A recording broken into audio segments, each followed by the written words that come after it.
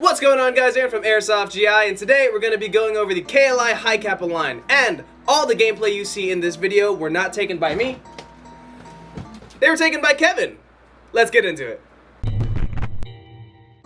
KLI is a Taiwanese manufacturer of gas blowback airsoft guns, and they make a wide variety of them, including 1911s, M9s, revolvers, and what we're reviewing today, Hi Capas. And here on the table we have the 4.3 in Desert, the 5.1 in dual tone, the 4.3 in dual tone, the black version in the 4.3 configuration, the silver 5.1, and the black 5.1. And I almost forgot to mention the limited edition version of the Hi Capas from KLI. They come with a compensator, and this particular version comes with the red grip. So here in front of me, I have the dual tone 5.1 and the dual tone 4.3, and some of the features that both of them sport are going to be skeletonized hammers, skeletonized triggers, beaver tail safeties, thumb safeties, but the 5.1 has the ambidextrous thumb safety and the 4.3 does not. The slide release and the mag release are only on the left side of the guns. There are no ambidextrous controls for those. The differences in between each other are going to be the serrations towards the back of the slide. This one has more of a straight texturing, and this one has this wave texturing that I really like. The sights are different as well. The 4.3 are going to have fixed black sights, and the 5.1 is going to have the fiber optic rear and front.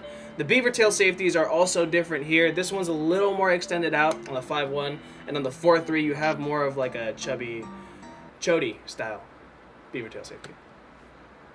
The KLI 5.1 Hi Capa will chrono in at about 310 to 330, and the KLI 4.3 will chrono in from about 290 to 315. The KLI 5.1s and 4.3s are going to be retailing for $115 no matter what version you choose. The limited edition between the two versions are going to be $130 on AirsoftGI.com.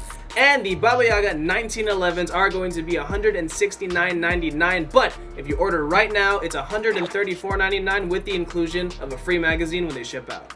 Now to get some insight on gameplay and performance and the internal upgrades. I can't really do that because I haven't had any hands-on experience with the Hi Capas, but Kevin has, so he's going to take my spot right now.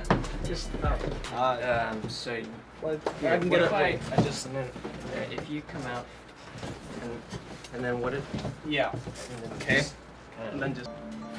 Hey guys, Kevin here. So I did take out the KLI 5.1 Hi Capa out to Tac City to feel it, to check it out firsthand, to see how it went.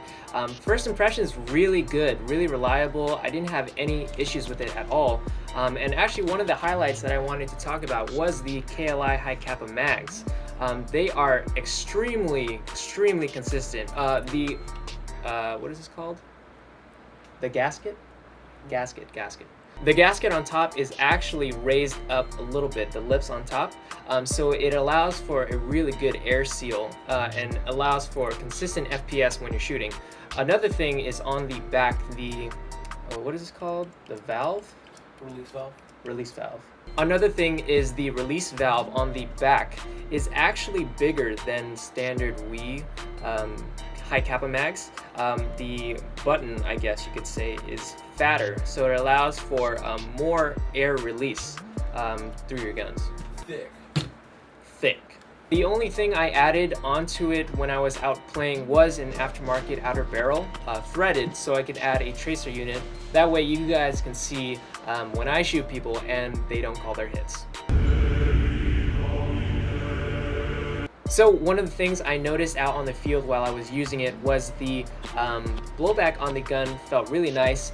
Since it is a full metal construction right out of the box, the kick it had on it felt really good. And it actually, when you're cycling it, you're still able to keep it steady in your hands. You just need to get used to the, I guess, weight of the blowback. But once you get it down, it's really nice. Another thing is the sights on it, the fiber optics that it's included with. They're great for acquiring targets, but actually sighting it in, it is a little off accuracy. So I would recommend getting an aftermarket rear sight.